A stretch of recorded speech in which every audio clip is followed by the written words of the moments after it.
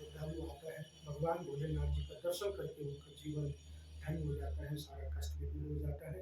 ये 12 ज्योतिर्लिंग में 11वां ज्योतिर्लिंग है, मतलब भगवान भोलेनाथ जी का ऐसे हिमालय शिखर पर भगवान भोलेनाथ विराजमान है। यहाँ श्रद्धालुओं के लिए थोड़ा आने के लिए कष्ट तो होता है, मगर यहाँ आके भगवान भोलेनाथ जी का दर्शन प्राप्त होता है, उनका जीवन धन्य हो जाता है। जो भी नीचे से आता है, जो कष्ट लेके आता है, वो कष्ट से दूर होकर मुक्त हो जाता है। इसके लिए ये मोक्ष धाम किया जाता है। जब महाभारत युद्ध होने के बाद जब पांडवों को पाप लग गई थी, गोत्र के, वो पाप विमोचन के लिए पांडव ने यहाँ आया, कई साल तक तपस्या किया। तब भगवान भोलेनाथ ने उनको पशु का रूप लेके अलग अलग स्थान पर अलग अलग रूप से दर्शन दिया और पंचकेदार भी बना हुआ है। यहाँ पशु का रूप से पृष्ठभाग का दर्शन है बाबा केदारनाथ जी का है। कैलाश का महाद्वार ही केदार है, यहाँ आना ही इतना संभव नहीं है, शरण भी नहीं है। एक बार आके जीवन में भगवान भोलेनाथ जी का दर्शन कर लेते श्रद्धालु, उनका जीवन पावन हो जाता है। ऐसे हिमालय शिखर पर भगवान भोलेनाथ आप चारों तरफ देखिए, हिमालय है, भगवान भोलेनाथ जी का नगरी केदारनाथ बाबा है। यहाँ आने ही एक वो सौभाग्य की बात होता है। जो भी भगवान भोलेनाथ श्रद्धालुओं को जिनको बुलाते हैं, उन्हीं को दर्शन प्राप्त होता है। उनका दर्शन प्राप्त करके उनका जीवन पावन हो जाता है। इसके लिए आजकल श्रद्धालु संख्या बढ़ गया है।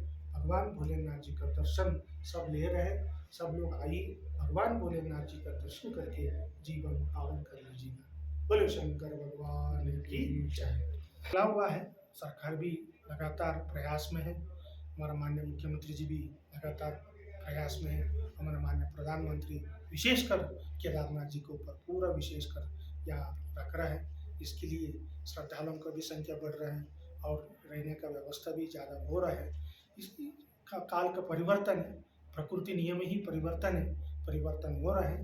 अच्छी बात है, लोगों का श्रद्धालुओं का भी संख्या बढ़ रहा है, उस हिसाब से भी व्यवस्था भी जोरदार से बढ़ रहा है। इसके लिए बहुत खुशी का बात है, मतलब हर साल परिवर्तन हो रहा है, यात्रा का संख्या भी बढ़ रहा है, श्रद्धालु भी हर साल बढ़ते जा रहे हैं। इसके लिए जल्दी से जल्दी जो हमारा प्रधानमंत्री जी का जो सपना है, वो रोपवे का काम शुरू हो जाएगा तो श्रद्धालुओं के लिए बहुत सुविधा मिल जाएगी। क्योंकि नीचे से पैदल आना, यहाँ का भौगोलिक व्यवस्था भी थोड़ा कठिन रहता है, कभी बारिश आ जाते, कभी बर्फ हो जाता है, कभी धूप आ जाता है। इसके लिए थोड़ा यात्रा श्रद्धालुओं को बहुत दिक्कत हो रहा है। जल्दी से जल्दी जो रोपवे का काम शुरू हो जाता है, तब श्रद्धालुओं के लिए बहुत सुविधा हो जाएगा। यही हम मनोकामना भगवान से भी यही प्रार्थना कर रहे हैं, रोपवे का काम जल्दी शुरू हो जाए। इसका मतलब मुख्यमंत्री जी भी और प्रधानमंत्री जी भी बहुत जोर से प्रयास कर रहे हैं, वो सफल हो जाए, ये तो अच्छी बात है। बिल्कुल आप सही कह रहे हैं कि केंद्र सरकार और राज्य सरकार दोनों मिलकर एक अच्छा काम कर रहे हैं, जिसकी वजह से केदार नगरी जो है वो दोबारा संवर रही है। अगर हम केदारनाथ मंदिर के प्रांगण की बात करते हैं महाराज जी, तो यहाँ पे मंदिर के पीछे ओम शिला भी है। उसका क्या महत्व है? कहते हैं कि आपदा के टाइम पे वो आई थी जिसने पूरे मंदिर को बचा लिया था। ओम शिला नहीं, भीम शिला जिनको बोलते हैं, वो भीम शिला जो आपदा था, आपदा में जो पानी आया, पानी के साथ आया, उसी जगह में उन्होंने रुके। ये तो भगवान भोलेनाथ जी के एक महिमा है और शक्ति है, भगवान का एक कृपा है। वहाँ आके रुका, तब पानी अपने आप डाइवर्ट हुआ, तब भगवान केदारनाथ जी का जो मंदिर है, मंदिर अपने आप सेफ बन गया। पुजारी जी भी उस समय सेफ बच गए। उस समय जो जल प्रलय हुआ था वही मैं ही था, उस समय भगवान सेवा में हम खुद बचा। और भगवान भोलेनाथ जी भी मंदिर आप साक्षात आप इस समय देख सकते हैं। ये जो भगवान भोलेनाथ जी का दिव्य शक्ति है, यहाँ शक्ति को समझना वही भगवान भोलेनाथ ही जानता है। इसके लिए जो भी श्रद्धालु आता है खुद खुश होके जाते हैं, मन प्रसन्न होके जाता है। ये तो सौभाग्य की बात है, या आके जिनको भगवान भोलेनाथ जी का दर्शन प्राप्त होता है, उनका जीवन कल्याण हो जाता है। एक और आपसे मैं पूछना चाहूंगा कि आखिरी में आप क्या संदेश देना चाहेंगे श्रद्धालु लोगों की आए?